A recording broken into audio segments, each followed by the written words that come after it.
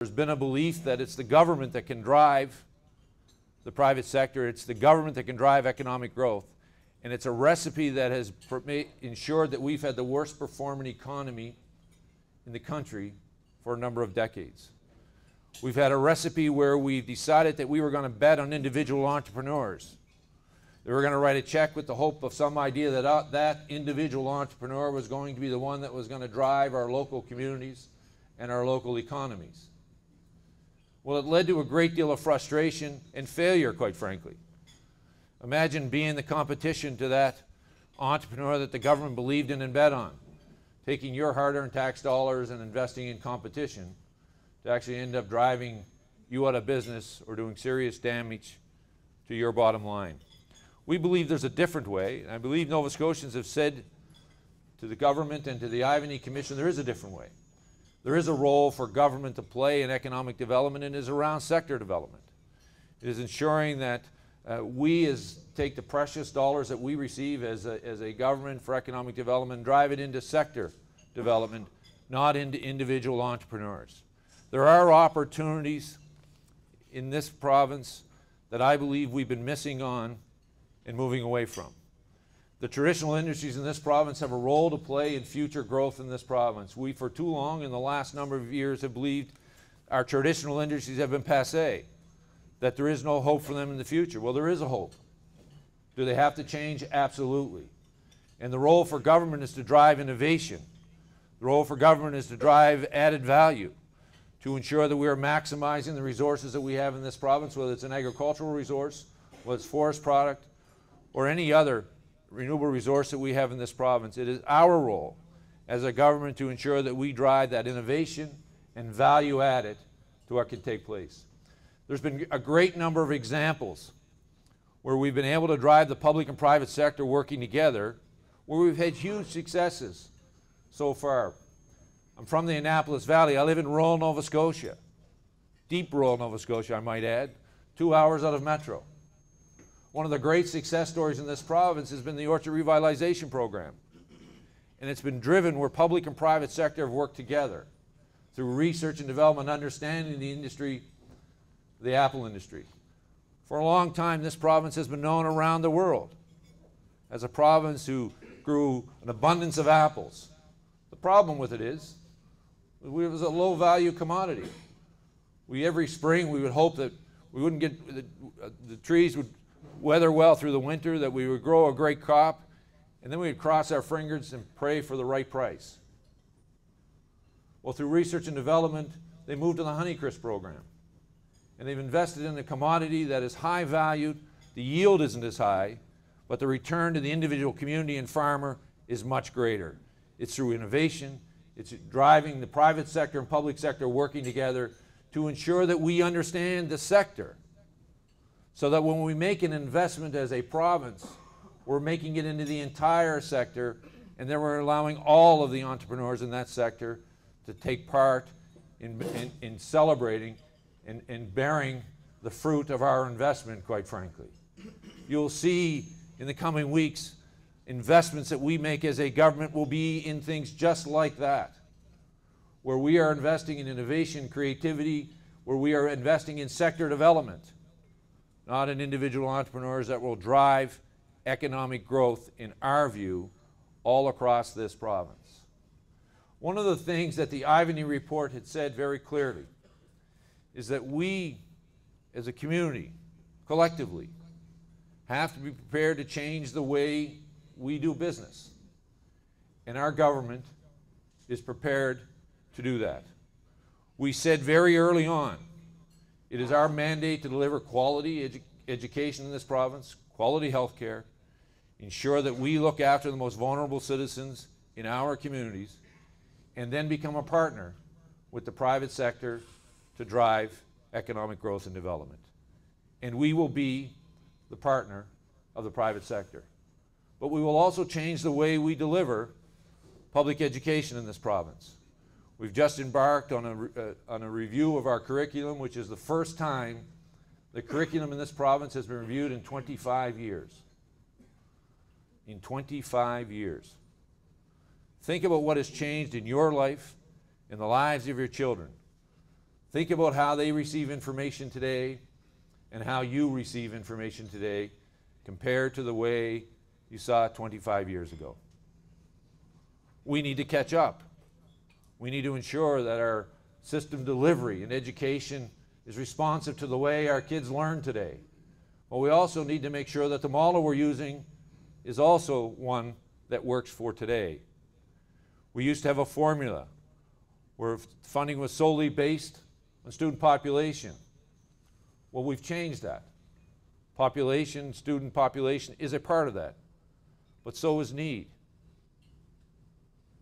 And it's critical, particularly for those of us who live in rural Nova Scotia, that we understand that there's a certain level of investment that's required, whether you're teaching a math course here in Amherst, in Parsboro, River Herbert, or whether you're teaching it, quite frankly, at Citadel High in downtown Halifax. And we should not be shortchanged because of where our children live and where they go to school. We need to make sure that we make that investment in that education system.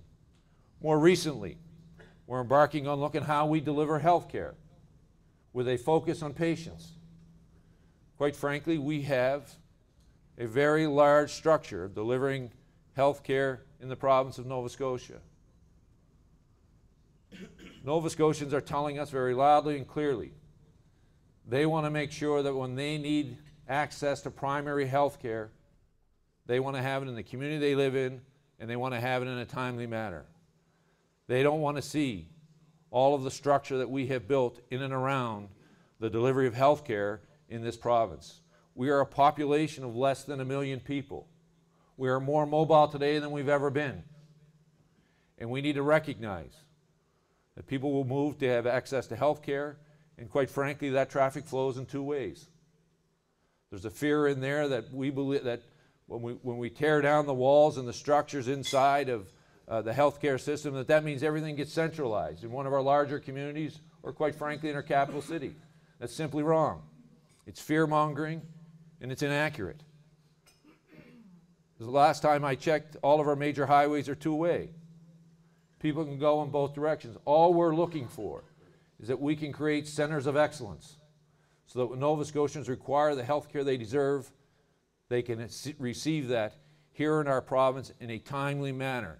It is unacceptable that a province like Nova Scotia, with all of our assets that we have, that we are leading the nation in wait times, that we are at the bottom of the score when it comes to math and educational outcomes. We as a province can do better. What is required is the government has to trust in the people of the province of Nova Scotia. There's been a lot of talk here in Cumberland County, particularly around your RDA. It's my hope very soon that the audit will be released on your former RDA so that you as a community can have access to that information, make a decision, but quite frankly, allow us to move on, to identify what is our next economic development tool that we can continue to work together as a partner between the province, the community, and the federal government to be able to work with entrepreneurs in your community to drive economic development. But the ideas about how we're going to move your community forward and move the economy forward of this region have to come from you. It can't come from your premier. It can't come from your member of parliament. It can't come from your MLA. We need to be your partners to deliver in job creation. In order for the seeds of economic development to take place, ownership has to be in the hands of those of you that live in your community on a day-to-day basis, who are investing your own hard-earned money, who are investing, quite frankly, your children's future education, tuition, in an idea, in your business, to create a job and an opportunity so you can live in the community that you want to live in the community that you want your children to grow up in. You need to be the driver of economic development. We will stand with you, beside you, and be a partner in making economic development a key priority for the communities across Cumberland County. I do want to recognize and reach out and say a shout out to Spring Hill, quite frankly, and the County of Cumberland. I want to congratulate them for making and taking a major step in going down the road of a conversation about how they blend their two communities together, how we work with the town of Spring Hill becoming part of the County of Cumberland. It's not an easy decision for any community to have to make, but congratulations for the courage that was shown by the Council and Mayor of Spring Hill, and quite frankly, the County of Cumberland, who decided this conversation was long overdue and should make it happen. I also want to recognize Minister Fury, Mark Fury, who's not here. He's the Minister of Municipal Relations. There had been a theory in this province that it's an all or nothing mentality when it came to amalgamation, that we either had to put everyone in a particular region had to amalgamate or nobody. Well, Minister Fury in the very early days recognized that recipe wasn't working, and it was a recipe for struggle and failure. And what he said, if there are 2 or 3 or 4 or any combination of families of municipalities in a particular community who want to join together and amalgamate, we're prepared to have that conversation with you and make that happen. But our government will not in any way force municipal amalgamation on anyone. It has happened twice in our province. It's happened in HRM and CBRM, and I guess I could say, how did that work for us? Where we've allowed the communities to come to that conclusion themselves and work with, like we did in Queens, our success was much greater.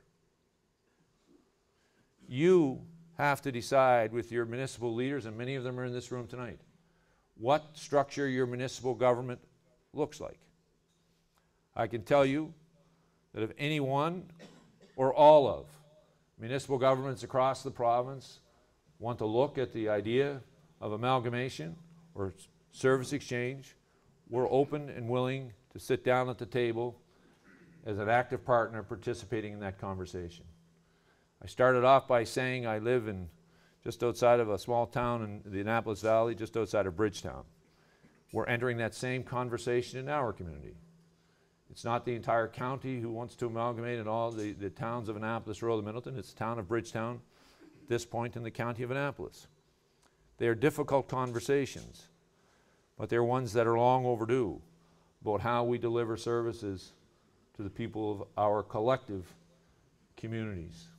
One of the things that the elected bodies, both provincially, municipally, and federally, have to recognize is that at the end of the day, it's the same voter, it's the same taxpayer, it's the same person receiving that service. And the sooner that we become partners in this conversation about how we deliver that service to our individual constituents and respective communities, the better off our province will be. But I want to be very clear. Our government will not force municipal amalgamation on any community, but we will continue to work with any community that wants to go down the road of working collaboratively or collectively with their neighboring municipalities. It is the right thing for us to do. It's what the provincial government should be doing, quite frankly, when it works with its partners in municipal government. I want to thank you for giving me an opportunity to be here today. We have some tough days ahead as a province.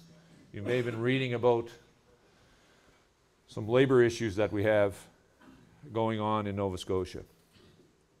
They're not fun, I must tell you, but we have to have the conversation. Your government cannot continue down the road of 7.5%, 10% pay raises over a 3-year cycle when its economy is growing at less than 1%, and in a good year too. Do I think people delivering you healthcare service in this province are worth more money? Absolutely. It's never been the question. The question has been our ability to pay. And we have to have that conversation. We are having that conversation today. It may mean, it's my hope that we will be able to solve that issue at the bargaining table. It's really my sincere hope that we can solve that issue at the bargaining table. But if not, it may have an impact on your community and collective communities across the province. But I want to be very, very clear. Our government is prepared and ready and has the resolve to move our province back to fiscal reality. We have no choice. It is a real privilege, quite frankly, to be the Premier of the province of Nova Scotia. But I will not be paralyzed by the opportunity that has been given me by the people of this province. I will do this job to the best of my ability, and I'll do it the same way that I've done when I ran my own business and when I lived my own life. I will live within the financial envelope that I have. And we as a government will do the same thing. It may mean, though, that there will be some challenges in your local communities around the delivery of health care. We will need your patience. We will need your support. Because ultimately, this is about making sure that we stabilize healthcare system in the province of Nova Scotia, which I will tell you is continuing to grow at a rate that is unsustainable. And while it may be difficult in the short term, it is the right thing for our province to be doing. It is the right thing for your community now, but more importantly, it is the right thing for your community 10 years from now and 15 years from now to ensure that we have the public infrastructure in communities across this province that we deserve. The way healthcare is growing, it means that we will be continuing to erode services in our collective communities if we don't somehow control the costs. And labor costs in the public service make almost 60% of what we do in delivering services. Somehow, the public service wage increases have to reflect the economic growth of this province. In the good times, they can be part of enjoying it. But in the tough times, we all have to be part of the solution. And our government resolve is strong, and we will meet the mandate that has been given to us by the people of this province. Thank you for allowing me to be here this morning.